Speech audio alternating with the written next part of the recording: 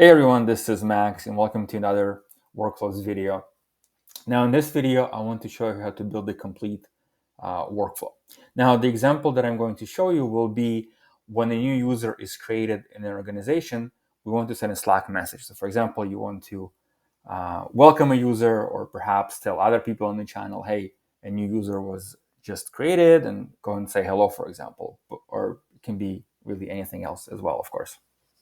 All right, so let's get started. So the first step is to create a new flow, and let's give it a name.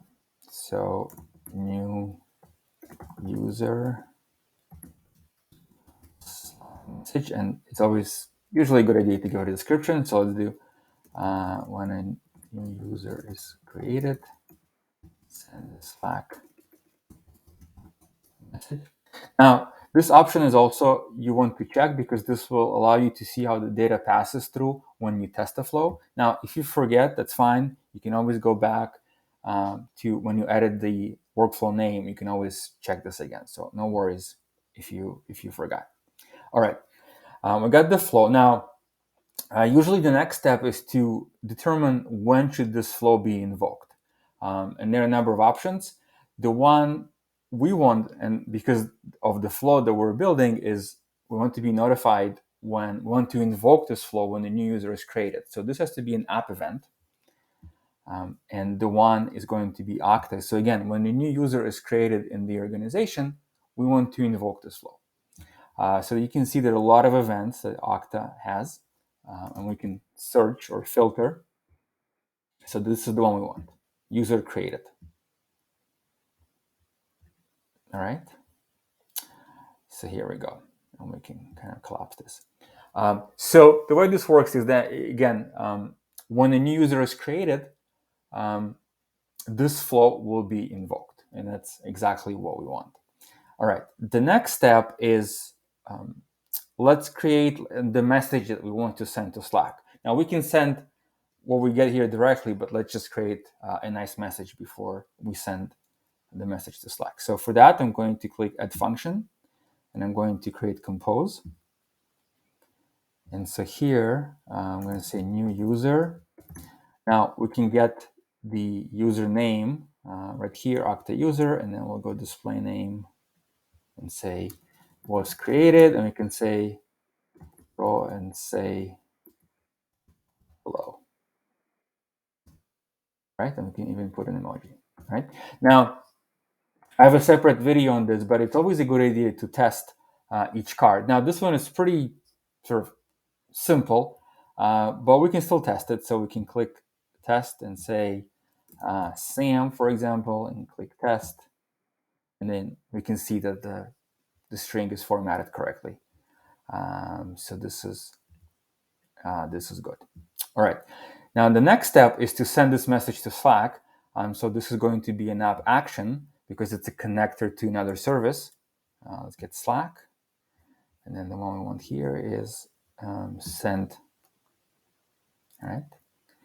We're going to select the channel and then save. And now we're going to take the output here and map it to Slack input. All right. And again, it's a good idea to test this, so we can click the test, and we can just say new user was created. Test message. Test. And then we can go to Slack, and we can see that the message was sent. All right, so then everything works. Let's save.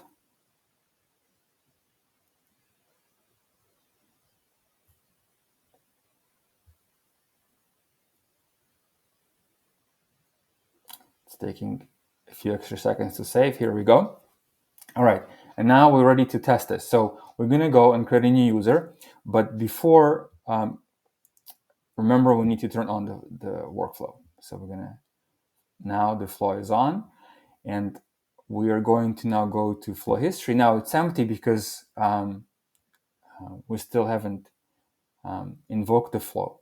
But once we invoke it, we'll see information here. again, how data passes from card to card. All right, now let's create a new user. So I'm in my Okta organization, and so I'm in directory people, and I'm going to create a new person. And then we'll say Stella and last name Green. Now we need to provide an email, and we can just kind of do a sort of like a dummy email. So Stella 9400 at email. It's a real email, but only lives for like an hour, I think. So, and I'll show you how it works. And I think that's it. We can send an email to this user. Let's see here. That's it. Let's click save. Oh, user already exists. Okay. I probably created the user and I forgot to delete it. So let's add one. All right. Let's copy this. Oh, it actually updated. All right. And let's click save. All right. So a new user is being created. Let's see here. Oh, I do have a user. Let's see. Oh, pending. Here we go. Yes, that's why. Anyhow, so I just created this user. Let's go here and let's add a 1. And let's see quickly here. All right. So this is the email that was sent. This is the standard welcome email from your organization, right? So this works. But let's go to workflows. And we can see that one successful run, and we see it right here. And we can see here, if we scroll up here, all right.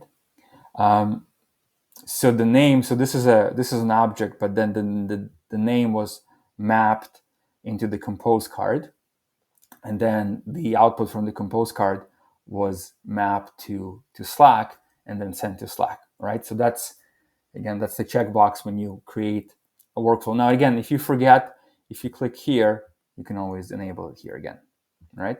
And again, I've said this a few times, but I love this view because it just really shows you how the flow is executed and also how the data passes from card to card, which I found pretty awesome.